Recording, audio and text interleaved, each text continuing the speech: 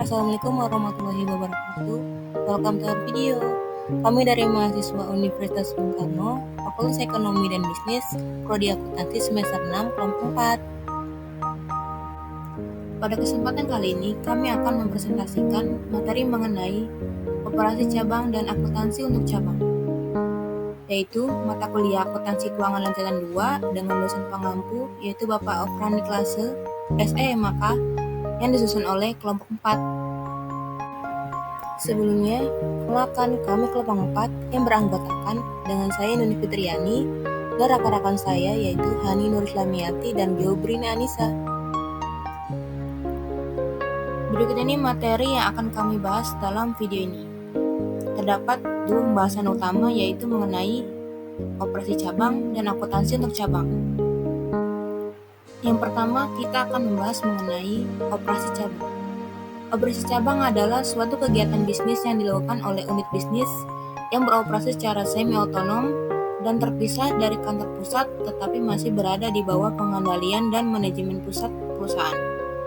Sebuah cabang umumnya menyimpan stok persediaan dan mengarsip pesanan pelanggan. Cabang dapat berupa toko retail, kantor penjualan, pabrik, atau unit lainnya yang menjalankan fungsi tertentu dari perusahaan. Tujuan utama dari operasi cabang adalah untuk memperluas jangkauan pasar, meningkatkan efisiensi distribusi produk, mendekatkan layanan kepada konsumen, dan meningkatkan penetrasi pasar di wilayah yang berbeda. Selanjutnya yaitu konsep dasar manajemen operasi cabang.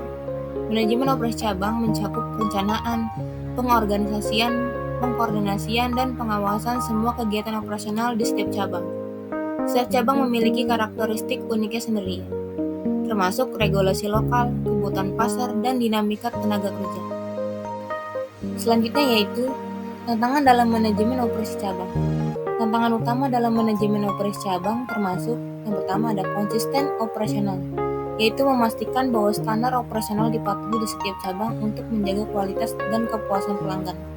Yang kedua, koordinasi intercabang, yaitu mengelola komunikasi dan koordinasi antara cabang-cabang untuk memaksimalkan efisiensi dan hasil kerja yang sama. Yang ketiga, manajemen sumber daya, yaitu mengoptimalkan penggunaan sumber daya termasuk tenaga kerja, bahan baku, dan infrastruktur untuk mencapai hasil terbaik di setiap lokasi. Strategi manajemen operasi cabang yang efektif.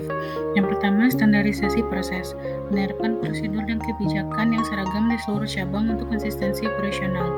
Yang kedua, pelatihan dan pengembangan, melakukan pelatihan teratur untuk meningkatkan keterampilan karyawan dan memastikan mereka dapat beradaptasi dengan perubahan pasar dan teknologi. Yang ketiga, teknologi informasi, menggunakan sistem informasi yang terintegrasi untuk memfasilitasi pelaporan, analisis, dan pengambilan keputusan yang lebih baik di semua level manajemen. Pengertian akuntansi untuk cabang. Akuntansi untuk cabang adalah proses pencatatan, pelaporan, dan analisis semua transaksi keuangan yang terjadi dalam cabang-cabang suatu perusahaan. Tujuan utamanya adalah untuk memberikan informasi yang akurat dan terperinci tentang kinerja keuangan setiap cabang, serta memastikan bahwa seluruh transaksi yang dilakukan oleh cabang-cabang tersebut tercatat sesuai dengan standar akuntansi yang berlaku. Akuntansi untuk cabang, penjelasan dan studi kasus. Akun-akun antar cabang. Akun-akun yang terdapat pada investasi di cabang dan kantor pusat. Yang pertama, transfer aset ke cabang. Yang kedua, transfer aset dari cabang. Yang ketiga, laba cabang. Yang keempat, rugi cabang. Pendirian cabang. Ketika suatu perusahaan mendirikan sebuah cabang, transfer aset ke cabang dicatat oleh kantor pusat pada akun investasi di cabang. Hal yang sama, cabang mencatat transfer tersebut di akun kantor pusat. Sebagai ilustrasi, PT Jaya yang berlokasi di Jakarta mendirikan sebuah cabang di Medan, Sumatera Utara. Kantor pusat mentransfer ke cabang berupa kas sebesar Rp20 juta, peralatan kantor baru senilai Rp5 juta, dan peralatan toko baru senilai Rp30 juta. Kantor pusat mencatat transaksi tersebut dengan jurnal sebagai berikut. Investasi di cabang Medan 55 juta di bagian debit, kas 20 juta di bagian kredit, peralatan kantor 5 juta di bagian kredit, dan peralatan toko 30 juta di bagian kredit. Cabang Medan PT Jaya mencatat pentransferan sejumlah aset dari kantor pusat dengan ayat jurnal berikut ini. Kas 20 juta di bagian debit, peralatan kantor 5 juta di bagian debit, peralatan toko 30 juta di bagian debit, dan kantor pusat 55 juta di bagian kredit. Perhatikan bahwa setelah kantor pusat dan cabang mencatat transfer aset, akun investasi di cabang pada buku kantor pusat dan akun kantor pusat pada buku cabang memiliki saldo resiprokal sebesar 55 juta rupiah. Neraca terpisah yang dibuat oleh cabang Medan sesaat setelah transfer adalah seperti berikut. Laporan posisi keuangan. Di bagian asetnya terdapat kas sebesar 20 juta rupiah, peralatan kantor 5 juta rupiah, dan peralatan toko 30 juta rupiah, totalnya 55 juta rupiah. Sedangkan di bagian kewajiban terdapat kantor pusat 55 juta rupiah, totalnya 55 juta rupiah. Pengakuan laba cabang.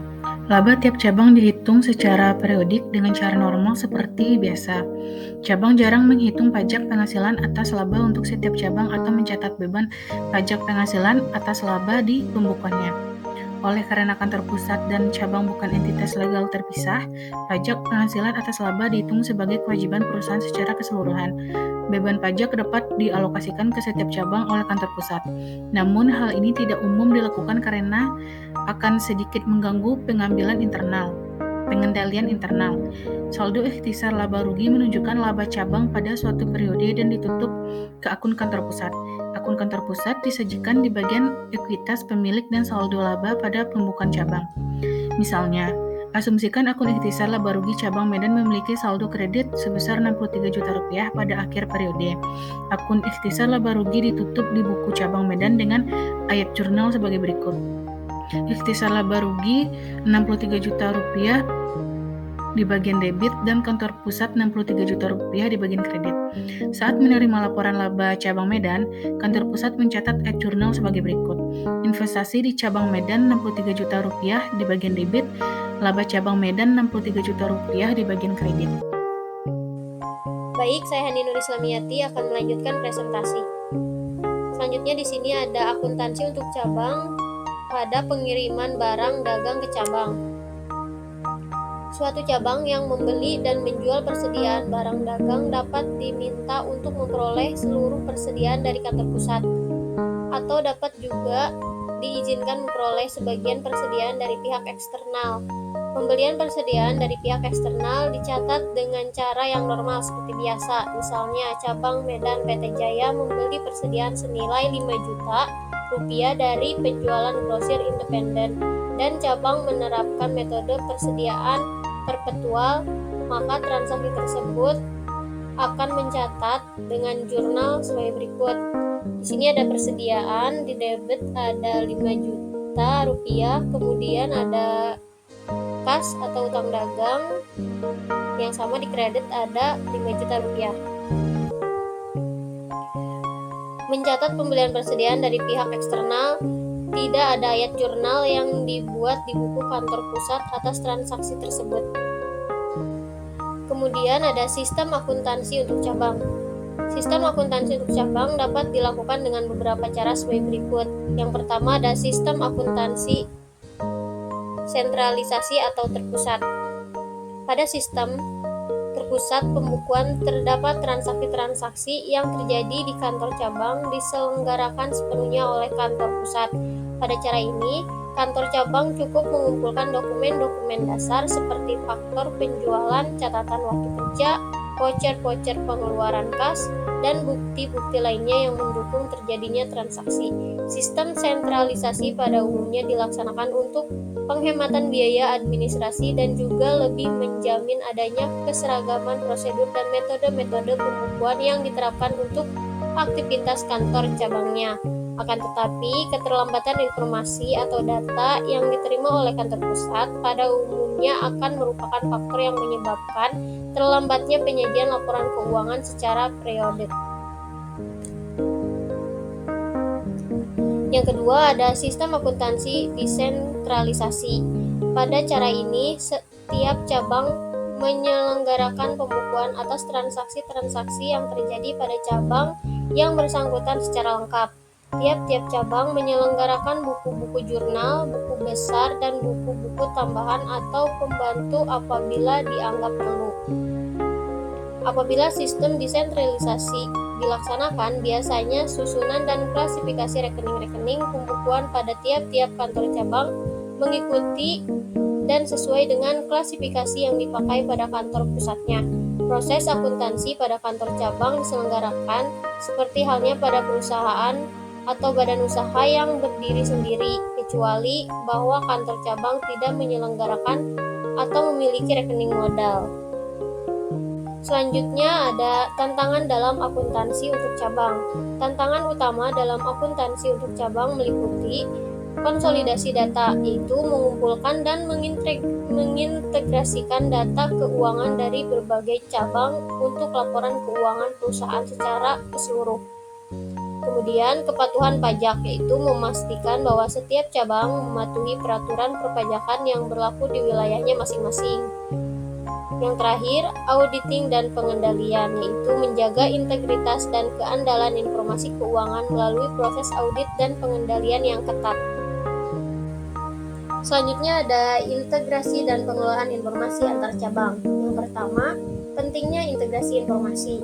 Perlu diketahui, integrasi informasi antar cabang memungkinkan manajemen perusahaan untuk mendapatkan visibilitas yang lebih baik atas kinerja bisnis secara keseluruhan.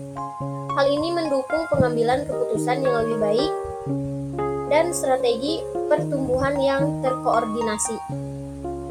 Yang kedua, ada teknologi dan sistem informasi. Penggunaan teknologi informasi dan sistem informasi yang canggih sangat penting dalam pengelola informasi dari berbagai cabang. Sistem ini harus mampu mengintegrasikan data dari berbagai sumber, memfasilitasi analisis yang mendalam, dan menyediakan laporan yang relevan dan akurat. Lalu di sini ada tantangan dalam integrasi informasi. Tantangan utama dalam integrasi informasi antar cabang yaitu meliputi yang pertama ada keseragaman data, yaitu memastikan bahwa data yang diintegrasikan konsisten dan dapat diandalkan untuk analisis dan pelaporan.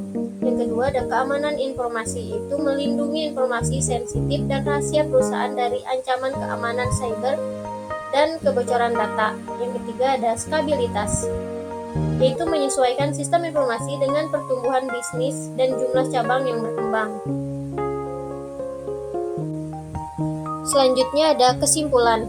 Kesimpulan dari presentasi kami yaitu adalah manajemen operasi cabang dan akuntansi untuk cabang memainkan peran krusial dan keseluruhan strategi pengelolaan bisnis multilokasi. Manajemen operasi cabang memungkinkan perusahaan untuk menjaga konsistensi operasional, mengoptimalkan penggunaan sumber daya, dan memastikan efisiensi di setiap cabang. Sementara itu, akuntansi untuk cabang tidak hanya menyediakan informasi yang diperlukan untuk mengukur kinerja keuangan setiap cabang, tetapi juga mendukung keputusan, strategi, dan kepatuhan terhadap regulasi perpajakan. Integrasi informasi antar cabang menjadi penting dan memperoleh visibilitas yang holistik atas kinerja bisnis secara keseluruhan. Dengan mengimplementasikan praktik-praktik ini secara efektif, perusahaan dapat meningkatkan kinerja operasional dan keuangan mereka di seluruh cabang, menghasilkan keunggulan kompetitif yang berkelanjutan di pasar yang semakin kompleks ini. Sekian presentasi dari kami kelompok 4 yang beranggotakan saya Hani Nur Islamiyati beserta rekan saya Nunik Fitriani dan Geubrina Anissa. Memohon maaf bila ada kesalahan kata dalam penjelasan presentasi kali ini. Semoga materi yang kami bawakan ini bisa bermanfaat bagi kita semua. Terima kasih. Wassalamualaikum warahmatullahi wabarakatuh.